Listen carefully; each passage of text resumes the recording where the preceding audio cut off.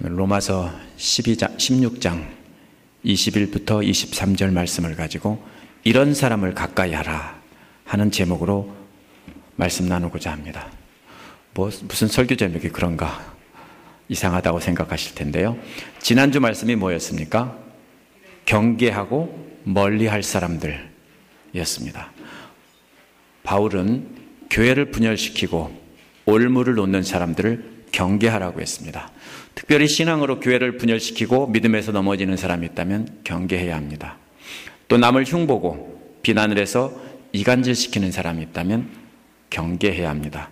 만약 그런 사람을 발견하면 사나운 야생동물을 만난 것처럼 피하라는 겁니다. 이 사람들은 그리스도의 종이 아니라 자기들의 배, 이기심의 종이라고 했습니다. 이런 사람들은 악을 선이라고 우깁니다. 하나님의 말씀을 늘 묵상하고 잘 배워서 저들에게 속지 않아야 합니다. 오늘 말씀에 또다시 8명이 등장합니다. 앞에서는 주를 위해 수고하는 사람을 위해 그들을 영접하고 문안하라고 했고요. 그러나 오늘 8명은 로마 교회 성도들에게 문안한다는 것입니다. 보면은 로마 교회 성도들 중에서 지도자를 위해서 문안하라고 했는데 그에 이어서 분열시키는 자들은 하지만 멀리하라. 그 다음에 그렇다면 오늘은 바울이 추천하는 이런 사람들은 가까이 하라는 겁니다. 멀리하라. 이런 사람은 가까이 하라. 가까이 해도 좋은 사람들을 추천하고 있는 것입니다. 이 사람들은 바울이 로마서를 쓸 당시에 고린도에 있던 사람들입니다. 오늘날 교회 중에서 고린도 교회라는 교회 봤습니까? 아마 없을 겁니다. 근데 안디옥 교회라는 이름은 참 많습니다. 고린도 교회라는 이름이 찾기 어려운 이유는 팔을 나누어서 싸우던 교회다. 그렇기 때문에 그런 이름을 짓는 데가 없습니다. 하지만 저들이 나중에 변화를 받아서 충성스럽게 주님을 섬기던 교회가 되었다는 것은 사람들이 기억하지 않고 있기 때문입니다. 저들이 바울과 한 팀이 되어서 복음 전파에 힘썼던 사람입니다. 저들이 어떻게 도왔는지 우리가 가까이 할 사람이 어떤 사람인지 알아보는 시간 갖겠습니다. 그러면 우리도 저들을 닮아서 예수 그리스도의 복음을 온 세상에 전파하는 그런 교회가 될 수 있을 겁니다. 첫 번째로는 함께 말씀을 증거했던 사람들을 가까이 해달라는 말입니다. 가까이 할 사람은 바울의 사역을 돕던 사역자들입니다. 먼저 나의 동역자인 디모데와 친척인 루기오와 야손, 제이슨과 그 다음에 소시바더가 여러분에게 문안한다 이렇게 말했습니다. 바울은 디모데를 동역자라고 소개했습니다. 디모데는 바울의 가장 가까운 동역자였습니다. 먼저 디모데가 어떻게 바울을 도와 사역했는지 한번 알아보겠습니다. 빌립보서 2장 22절에 보면 이렇게 말하고 있습니다. 그러나 디모데의 인품은 여러분이 잘 알고 있습니다. 그는 자식이 아버지에게 하듯이 복음을 위하여 나와 함께 봉사하였습니다. 이렇게 했습니다. 바울은 디모데의 인품이 증명된 사람이다 라는 것입니다. 자식이 아버지에게 하듯 바울을 섬기며 봉사했다는 것입니다. 고린도전서 4장 17절에서도 바울은 주님 안에서 사랑하는 신실한 아들이다 그랬습니다. 디모데는 바울을 아버지처럼 존경했고 협력하면서 복음을 전했던 사람입니다. 고린도전서 16장 1절에 보면 디모데도 바울과 함께 주님의 일을 했던 사람이다 이렇게 말하고 있습니다. 디모데를 단순히 바울을 따라다니면서 심부름했던 조수라고 생각하면 안 됩니다. 그는 바울과 함께 동역하던 동역자였습니다.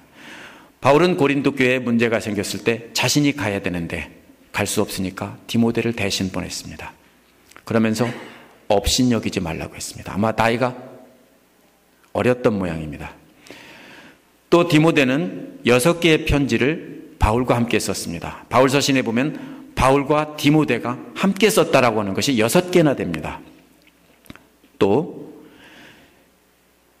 바울은 디모데 전서와 후서를 죽기 전에 유서처럼 이렇게 써서 보냈습니다.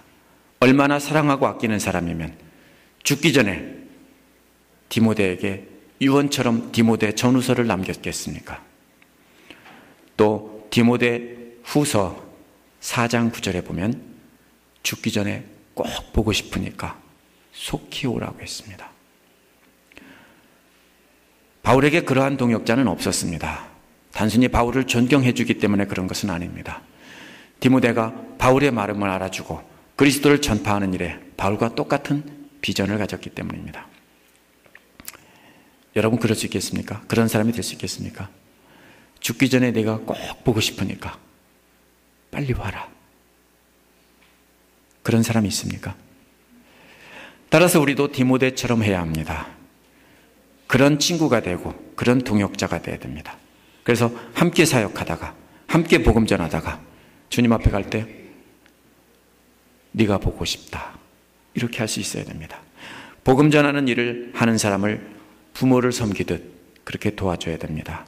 서로 사랑으로 섬기면서 협력해서 죽기 전에 꼭 만나고 싶은 그런 관계가 되어야 합니다. 그것은 모든 족속에게 복음 전하라는 지상 명령을 함께 품을 때 가능한 것입니다. 친하다고 그렇게 되는 게 아니에요. 디모데와 함께 문안한다고 한 사람이 세 사람인데요.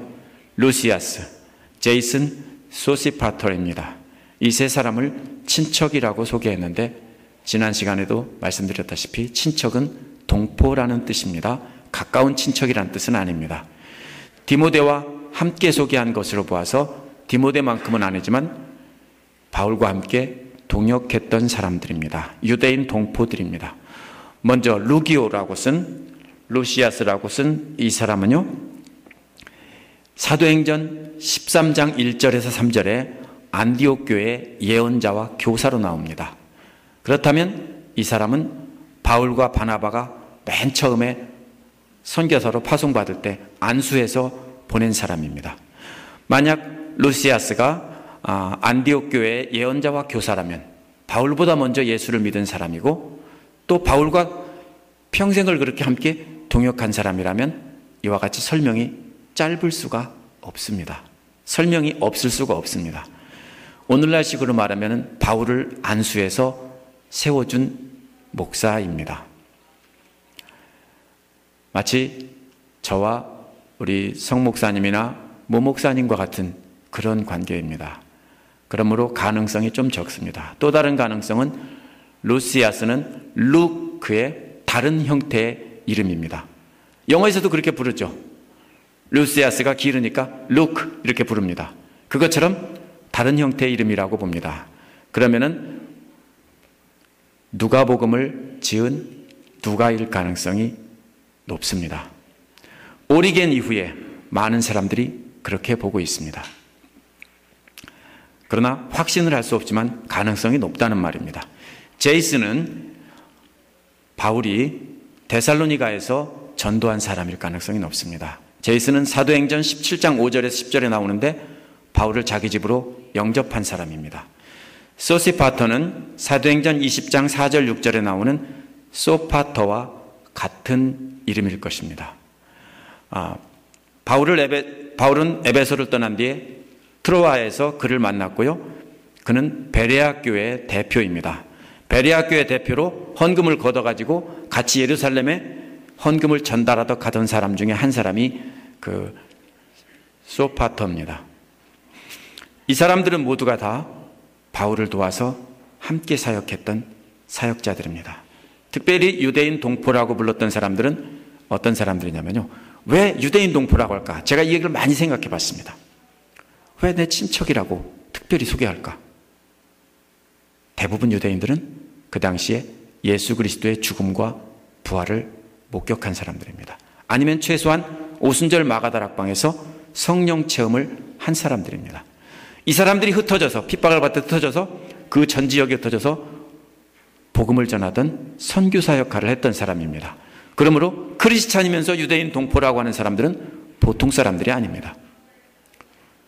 동포들이 죽이려고 하는 것을 무릅쓰고 목숨 걸고 복음 전한 사람들입니다. 그래서 동포라고 한 겁니다. 디모데를 제외한 다른 사람들은 항상 함께 있던 사람들은 아니었기에 동역자라고 소개하지는 않았습니다. 하지만 이들은 분명히 함께 사역하던 같은 일을 하던 사람들입니다. 따라서 오늘날도 복음 전파를 위해서 헌신적으로 협력하는 분이 계시다면 가까이 하라는 겁니다. 그리고 여러분도 그런 사람이 돼서 그렇게 하라는 겁니다. 두 번째로는 함께 말씀을 기록하던 자입니다. 두 번째 주목할 사람은 더디오입니다. 이 사람은 바울의 편지를 받아 쓰던 필사자였습니다. 받아 쓰는 속도가 느려서 더디오가 아닙니다. 더디오는 그리스어로 third란 뜻입니다. 한국말로 말하면 삼식이나 삼돌이, 삼순이입니다. 1세기의 필사자들은 오늘날 사람처럼 글씨만 쓸 수 있으면 누구나 받아 썼다고 생각하면 참 곤란합니다. 대부분 사람들은 문맹이었고요. 극소수의 사람만이 글을 알았습니다. 글을 안다는 것만 해도 특권층입니다. 노예 중에서도 최고급 노예입니다. 글을 쓸 줄 알고 읽을 줄 안다면. 이 당시에 로마 병정의 월급의 아마 10배 이상은 받았던 그런 고소득자입니다. 오늘날로 말하면 이 사람들은 변호사 이상 가는 사람들입니다. 바울이 천천히 불러주면 더디오는 더디게 한 자, 두 자 이렇게 받아 썼을 겁니다. 왜 그러냐면요. 어떤 사람들은 속기를 했을 거라고 쓰는 학자들도 있는데 절대로 그럴 수가 없어요. 종이가 오늘날 같으면 아무렇게나 휙휙 써가지고서 집어던지고 다시 베낄 수 있지만은 옛날에는 파피루스나 양피지는 굉장히 비싼 물건이었습니다. 제가 사본을 연구하는데 사본을 연구해 보면요. 한 글자 틀리면은 지우고 잘 쓰고 정성껏 썼지 휘갈겨 쓴 글씨를 볼 수가 없습니다. 그러므로 이 사람은 천천히 불러주고 천천히 받아 썼을 겁니다. 로마서 전체를 받아 쓰는데 아마 상당한 시간이 걸렸을 겁니다. 편지를 끝내가면서 바울은 이제 불러주다 말고 웃으면서 더디오에게 말합니다. 네가 인사말을 직접 쓰는 게 어때? 더디오도 로마 교회에 있는 지도자들을 많이 알고 있기 때문에 대답을 했을 겁니다. 바울과 함께 다니면서 신앙생활하고 전도하던 유대인 신자들이 로마로 돌아갔습니다. 그랬기 때문에 바울이 말하는 것처럼 쓰다가 갑자기 끼어들어서 더디오 자신이 직접 인사한 겁니다. 이 부분을 보면 이상해요. 왜냐하면 계속 바울이 말하는 걸 하다가 갑자기 나 더디오 하다가 다시 또 바울이 말합니다. 이거를 원어의 똑같은 순서로 배열하다가 아주 제가 깜짝 놀랄 만한 증거를 발견했습니다. 한번 보시죠. 자, 원어 순서대로 그대로 놨는데요. 그리스어로 쓰여 있다고 스트레스 받을 필요 없습니다. 그냥 보시면 됩니다. 영어하고 비슷하니까. 처음에 나온 것은 아스파조마이라는 것은 인사한다는 말입니다. 무난합니다. 여러분에게 나 더디오. 이거 안 써도 돼요. 왜냐하면 아스파조마이에 원래 아이가 들어있어요. 근데 이거 쓰는 이유가 뭡니까? 혹시 바울과 혼동할까 봐? 여러분에게 무난합니다. 나를 안 써도 되는데 나를 쓰고 또 더디오를 썼습니다. 분명히 바울이 아니라 나 더디오가 무난한다. 뭐라고요? 쓰고 있는 이 편지를 주 안에서, 영어로 그대로 하면 직역하면 말이 되는데 한국말로는 말이 안 되죠. 이런 뜻입니다. 그러면 주 안에서가 문제입니다. 제가 성경을 다 찾아봤는데 대부분 다 어떻게 합니까? 주 안에서 무난합니다. 이렇게 번역해 놨습니다. 한번 상식적으로 생각해 보십시오. 주 안에서 맨 끝에서 맨 앞에 있는 무난합니다. 이렇게 쓰겠습니까? 대부분은 설명하는 말은 가까이 두는 게 원칙입니다. 제가 다 찾아봤습니다. 주 안에서라는 말이 로마서에서 어디에 들어있나 봤더니 대부분 가까이에 있는 말을 꾸며줄 때 썼습니다. 그렇다면 이 말은 주 안에서 무난합니다가 아니라 주 안에서 쓰고 있는입니다. 주 안에서 쓰고 있는 나 더디오가 무난한다는 겁니다. 그러면은 자, 더디오가 무슨 말을 하려고 하는 거냐면요. 더디오는 인간의 노력으로 쓰는 것이 아니라 주님에 의해서 쓰고 있다는 것을 밝히려는 겁니다. 바울은 단순히 인사말을 하라고 했지만 더디오는 바울이 불러주는 말이 바울이 말이 아니라 주님의 말이라는 겁니다. 주님 안에서 쓰고 있다는 것은 주님께서 불러주셔서 받았었다라는 뜻입니다. 바울이 그렇게 시킨 것이 아닌데도 더디오는 확신에 차서 어차피 자기가 쓰는 거니까 이렇게 썼습니다. 바울은 단순히 인사말을 쓰라고 했습니다. 하지만 더디오는 사도가 불러주는 것이 또 필사자가 받아 쓰는 것이 모두가 다 주 안에서 이루어진 일이다 라는 것을 강조하고 싶었던 것입니다. 이처럼 모든 성경은 인간들이 기록했지만 성령의 감동을 따라 기록한 것이다, 이 말을 하고 싶었던 겁니다. 그렇지 않다면 개인적인 편지를 성경으로 받아들일 이유가 하나도 없습니다. 바울과 더디오의 관계는 마치 하나님과 바울과의 관계와 같습니다. 더디오가 기록하고 있지만 그 생각은 누구의 것입니까? 바울의 것입니다. 바울이 불러주고 있지만 그 생각은 누구의 것입니까?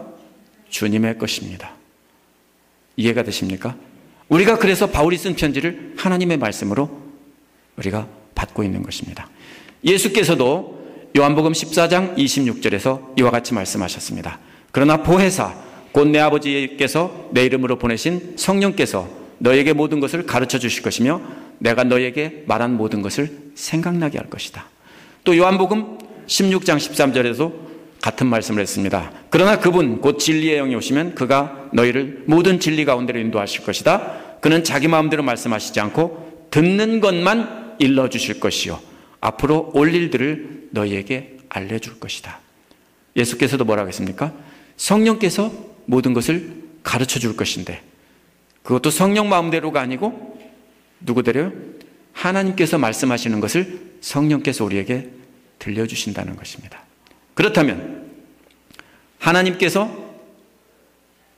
성령에게 알려주셨고 성령님께서 또 뭡니까?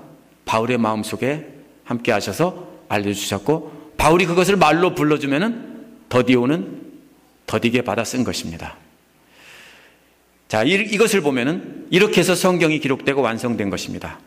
그 후에도 수많은 사람들이 성령에 감동되어서 말씀을 전파했습니다. 더 이상 기록하지는 않습니다. 그러나 성령에 감동된 수많은 사람들이 말씀을 전파했어요. 1526년에 틴데일이라는 사람이 최초로 신약 성경을 오리지널 랭귀지에서 영어로 번역했습니다.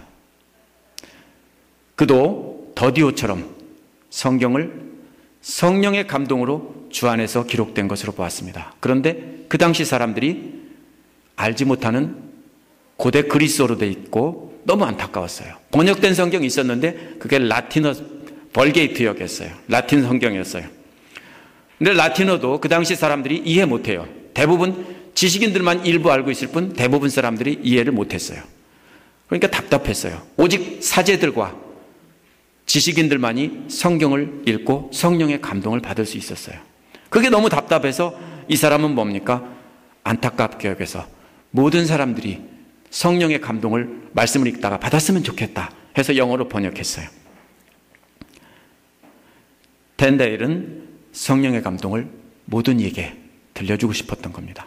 그런데 당시의 교회 지도자들은 거룩한 하나님의 말씀을 저속한 잉글리시로 번역했다고 42살에 틴데일을 묶어서 장작더미에 올려놓고 태웠습니다.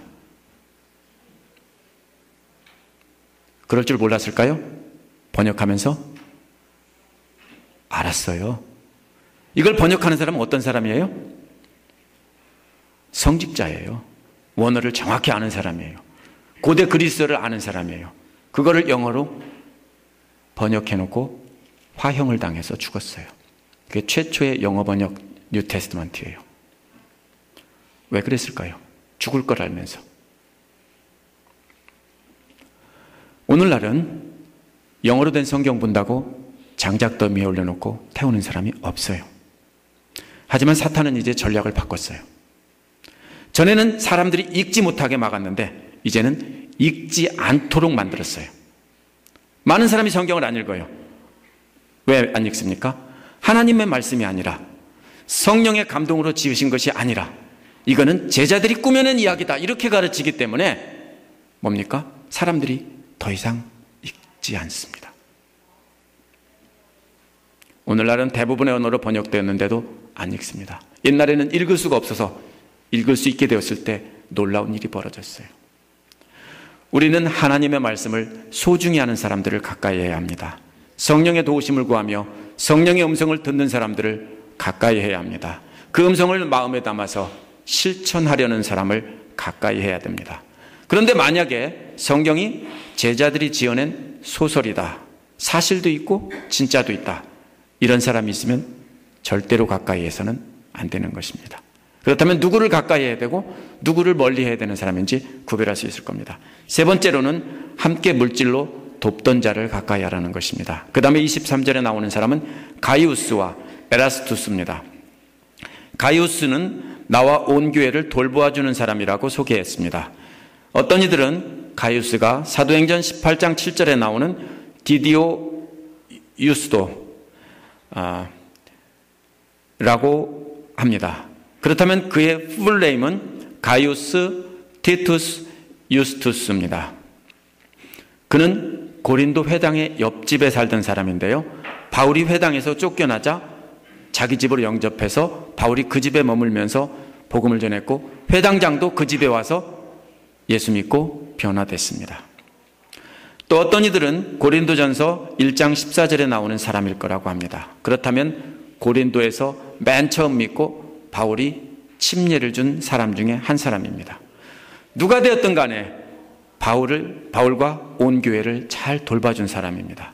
바울뿐 아니라 모든 복음 전하는 사람을, 또 고린도의 모든 성도들을 자기 집에 영접해서 먹이고 돌봐준 사람입니다. 그게 그 뜻이에요. 온 교회를 돌봐준다는 얘기는요, 자기 집에서 고린도 교회 모든 성도들을 다 책임졌다는 뜻이에요. 쉬운 일이겠어요? 바울뿐 아니라 뭡니까? 순회하면서 선교하는 선교사들을 다 자기 집으로 영접해서 먹여 살리고, 갈 때는 또 노잣돈 줘서 이렇게 해서 선교를 할 수 있도록 지원했던 사람이에요. 할 수 있겠어요? 우리가 이 건물이 없어져서 여러분 집에서 예배를 드린다고 여러분 집 공개할 수 있겠어요? 그러려면 커야 되겠죠. 뿐만 아니라 계속 먹여 살릴 수 있겠어요? 한 번 먹여 살리는 게 아니에요. 아예 먹여 살렸다는 뜻이에요. 다 어려운 사람들은. 그게 바로 가이우스입니다. 이런 사람들을 가까이 해야 합니다. 얼마나 주님을 사랑했는지 알 수 있죠.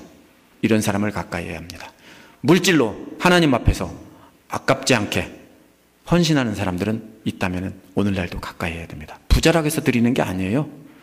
어려운데도 털어서 드리는 분들이 계세요. 귀한 일이 발견되면 그런 분들은 가까이 하셔야 될 뿐이에요. 근데 그러한 일에 마음을 닫고 움직이지 않는 분들이라면 가까이 하지는 말으셔야 됩니다. 그 다음에 나오는 사람은 도시의 재무관인 에라스투스입니다. 또 그 형제 구아둔데 콸투스입니다. 이 두 사람이 문안한다고 했습니다. 재무관이라는 것은 고린도의 재정과 도시 계획을 맡았던 사람입니다. 1세기 중반의 것으로 밝혀진 건물의 파편에서 새겨진 글씨가 발견됐습니다. 저도 직접 눈으로 보았습니다. 그리스에 갔을 때. 그 내용은 이런 것입니다. 에라스투스는 시의 재무관이 된 것을 보답하기 위해서 그는 자기 돈으로 도로 포장을 했다. 그걸 기념해서 공덕비를 세운 것입니다. 하라고 하는 게 아니에요.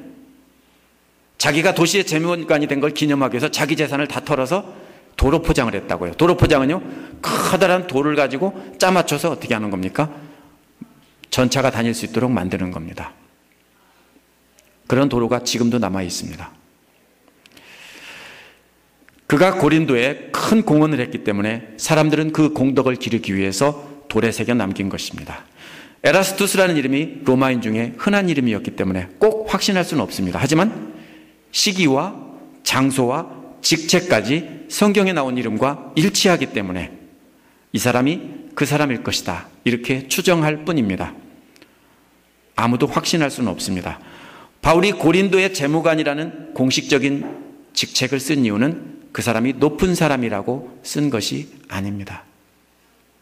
분명히 가이우스처럼 도로 포장을 한 것처럼 교회 성도들을 위해서, 교회를 위해서 봉사를 했기 때문에 가이우스와 함께 에라스도를 소개한 것입니다. 형제 콸투스라는 말은 에라스도의 형제인지 아니면 믿음의 형제인지 구별할 수가 없어요. 어떤 사람은 이게 무슨 뜻이냐면 넷째라는 뜻이에요. 콸투스는 넷째라는 뜻이에요. 한국 사람은 사를 안 좋아하니까 사돌이는 없어요. 사오정쯤 되겠네요. 근데 어떤 사람들은 삼돌이의 동생일 거래요. 삼돌이의 동생 그 사오정일 거라고 말하는데 근거는 없어요. 그냥 상상의 소설일 뿐이에요. 어쨌든 이 사람도 어떤 사람일까요? 나와 있지는 않지만 같이 묶어놓은 걸로 봐서는 재정적으로 교회를 돕던 사람이에요. 그럼 뭐예요? 이런 사람을 소개한 이유가 뭡니까? 이렇게 로마 교회 성도들도 이렇게 물질로 돕는 사람이 있다면 어떻게 하라고요? 가까이 하고 존경하고 여러분도 이런 사람이 되라. 이렇게 해서 크게 세 그룹으로 나눠서 묶어서 인사를 한 겁니다. 오늘 말씀을 정리해 보겠습니다. 바울은 자신과 함께 고린도에서 머물면서 함께 사역을 돕던 사람들을 로마 교회 성도들에게 소개를 했습니다. 바로 앞에서는 뭡니까? 교회를 분열시키는 사람이 있다면 피하라고 부탁했지만 이런 사람들이라면 가까이 해도 좋다라고 소개한 것입니다. 물론 고린도나 에베소에서 사역하면서 함께 따라서 이렇게 간 사람들일 수 있습니다. 하지만 이들은 로마로 돌아간 성도들에게는 어떤 사람들일 수 있습니까? 함께 전투에 참가했던 전우 같은 사람들도 있어요. 디모데 같은 사람, 이런 사람들은 로마 교회에 가 있는 지도자들과 전우 같은 사람들입니다. 생사를 같이 한 사람입니다. 오늘날 교회 이름 중에 안디옥 교회가 많은데 고린도 교회는 본 적이 없습니다. 아직도 팔을 나눠 싸우는 것으로 부정적으로 생각한다고 제가 그랬죠. 하지만 바울은 지금 고린도 교회의 품 안에서 길게 머물면서 로마서를 쓰고 있습니다. 그러면서 고린도 교회에 있는 사람들을 추천하고 있습니다. 문제가 있던 교회였지만 이제는 스페인 선교를 꿈꾸는 전초기지가 된 것입니다. 아름다운 교회가 됐습니다. 하지만 바울이 그곳에 머물면서 이렇게 소개한 것으로 볼 때 분명히 고린도 교회가 나중에는 좋은 교회, 아름다운 교회가 되었다는 것을 분명합니다. 하지만 사람들이 그거는 생각하지 않고 한번 나쁘면은 계속 나쁜 걸로 그렇게 되죠. 여러분도 한번 전에 잘못 찍힌 사람은 뭡니까? 아무리 잘해도 계속 그렇게 되죠. 바로 그러니까 우리가 고린도 교회, 나중에 고린도 교회를 잘 봐야 됩니다. 바울이 직접 언급하지 않았지만 바울이 소개하는 말과 전후 문맥을 볼 때 바울은 이런 사람을 가까이 하라는 것입니다. 이런 사람을 가까이 해서 복음 전파를 위해서 한 팀을 이루라는 것입니다. 괜히 이름을 쓴 게 아니에요. 바울이 인사말을 통해 전하려는 메시지는 분명합니다. 이간질시켜서 교회를 분열시키는 사람이 있다면, 질투심으로 남을 걸고 넘어지는 사람이 있다면 말도 섞지 마세요. 인사는 하고 간단한 말은 하지만 그런 분들이 계세요. 누가 열심히 하시는데, 우리 교회에서 열심히 하시는 분은 뭡니까? 뒷다리 잡고 넘어뜨리려고 한다면요, 말도 섞지 마세요. 만약 여러분이 그렇게 하셨다면 회개하셔야 돼요. 왜냐하면요, 교회는 그런 곳이 아니에요. 근데 많은 교회가 왜 분열되고 쪼개집니까? 시기와 질투심 때문에 쪼개져요. 잘하는 사람 뒷다리 잡기 때문에 쪼개지는 겁니다. 그러므로 그런 사람이 있다면 아무리 싫어도 박수 쳐줘야 돼요. 왜요? 예수님 말씀이니까, 하나님 말씀이니까. 우리가 누구를 피해야 되고 누구를 가까이 해야 되는지 알아야 돼요. 가까이 할 사람을 가까이 하면 멀리 할 사람은 자연히 뭐가 됩니까? 왕따가 돼요. 그러면 쫓아내라고는 안 했어요. 왜요? 그 사람도 회개하고 변화돼서 하나님의 자녀로 살기를 바라기 때문에 왕따시키는 거지, 뭐 완전히 그냥 못 본 채 하라는 뜻은 아니에요. 가까이 사귀지 말라는 거예요. 가까이 사귀면 어떻게 돼요? 우리가 함께 물들어요. 남이 욕하는 소리를 들으면 어떻게 돼요? 함께 물들어요. 그죠? 만약에 어떤 분이든 저를 욕한다면요, 제가 잘못해서도 상대하지 마세요. 여러분 목자들이나 안수 집사님을 만약에 욕하는 사람이 있으면요, 상대하지 마세요. 멀리 하세요. 조용히 멀리 하세요. 그러면 어떻게 됩니까? 열심히 하시면은 흠이 보이더라도 기도해주고 축복해주면서 우리가 함께 가야 되는 겁니다. 우리가 오늘 말씀에 나온 사람들은 하지만 가까이 해야 됩니다. 함께 하나님 말씀을 증거하는 사람들을 가까이 해야 합니다. 성경을 성령의 감동으로 보고 하나님의 말씀으로 존중하면서 또 그것을 순종하는 사람들은, 음성을 듣고 순종하는 사람들은 가까이 해야 될 사람입니다. 복음 전하는 일로 인해서 물질을 힘을 다해서 드리는 분들도 역시 가까이 해야 할 사람입니다. 가까이 하면서 우리도 역시 그런 사람들이 되도록 해야 되는 것입니다. 그래서 한 팀을 이루어야 됩니다. 여러분도 저와 함께 한 팀을 이뤄서 복음 전파의 귀한 사역을 감당하지 않겠습니까? 기도하겠습니다.